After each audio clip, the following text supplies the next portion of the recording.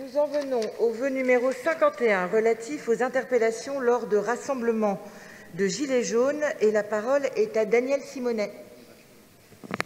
Merci. Le média Street Press du 15 septembre 2020 a révélé qu'à 3 reprises, les 1er et 7 février 2019, puis le 22 mars 2019, les préfets de police de Paris, M. Michel Delpech et M.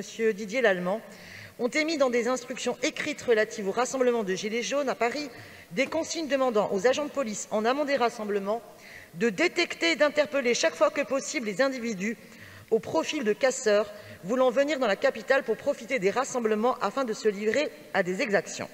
Ces consignes appellent sans ambiguïté à effectuer des interpellations préventives, ce qui est totalement illégal.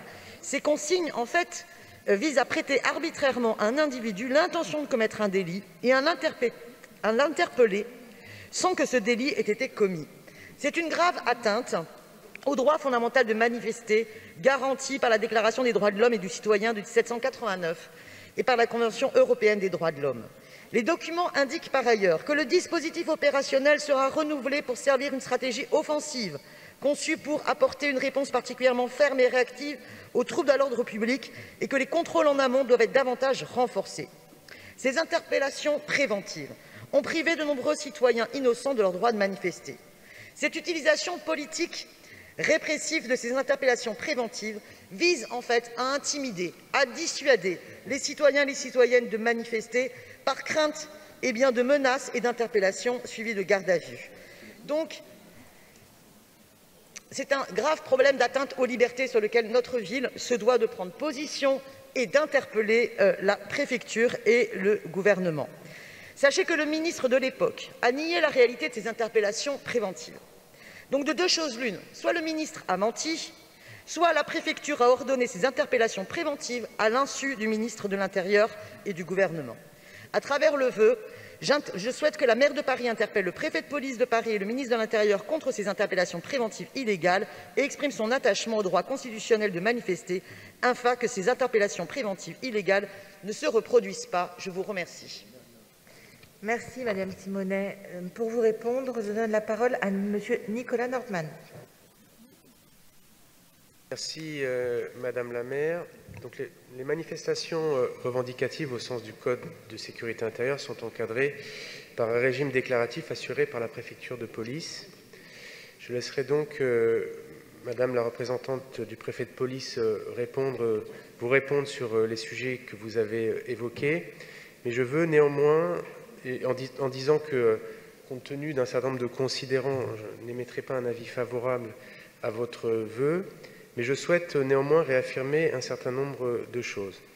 D'abord qu'à Paris, nous sommes viscéralement attachés à la liberté de manifester pacifiquement, librement, en toute sécurité, à la fois bien sûr pour les manifestants, mais aussi pour les riverains, les commerçants qui ont ces derniers mois, ces dernières années, parfois eu à subir de façon grave d'un certain nombre de débordements liés à ces manifestations. Nous avons pu d'ailleurs nous exprimer en ce sens à plusieurs reprises dans cette enceinte.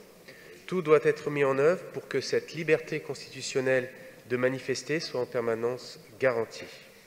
Nous devons bien sûr collectivement être vigilants au respect de cette liberté constitutionnelle.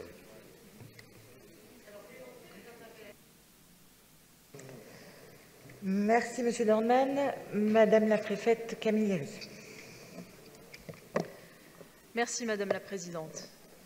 Madame la conseillère, je ne suis pas sûre que l'exégèse de notes internes de la préfecture de police relève de débat de cette assemblée, mais je vais vous répondre quand même parce qu'il y a dans ces considérants quelque chose qui me gêne énormément venant de la part d'une élue de la République. Heureusement que dans la vraie vie, nous, préfecture de police, nous ne faisons pas ce que vous faites là aujourd'hui à travers votre vœu, c'est-à-dire que vous partez d'une situation que vous avez lue dans un article de presse, vous en déduisez des coupables, vous les condamnez par avance, vous leur faites un procès d'intention et vous en concluez que nous ne vivons pas dans un état de droit.